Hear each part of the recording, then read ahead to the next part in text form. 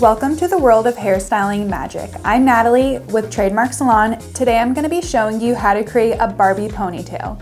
And I'll be using Oribe products and Oribe's new and improved styling brushes. First I'm going to go in with prepping my hair with Mystify to restyle it, and then I'm going to be blow drying it with the new Veris Air Cube blow dryer.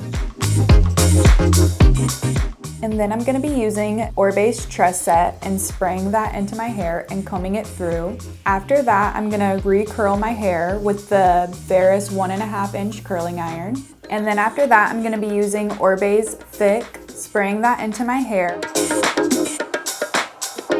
and back combing my hair, creating volume and body for the ponytail. Next, I'm going to be sectioning my hair into 2 sections and creating a top ponytail and a bottom ponytail. For the bottom ponytail, I'll be splitting the section in 2 and crisscrossing it around the top ponytail and inverting it to give it more pop and bounce. And if you would like to amplify your ponytail to get that true Barbie look, I customized a ponytail extension by Capelli. First, I started with a regular ponytail. I polished all my flyaways, and then I twisted my hair into a really tight bun and secured a fishnet around it and sprayed it with a little bit of hairspray to make sure all those flyaways were really contained in the bun. Next, I flipped the ponytail upside down and I clipped it into the top of my bun and then flipped the ponytail back around and tied the end of the extension piece around the ponytail. After that, I just re-curled my hair and did a little curl set on it.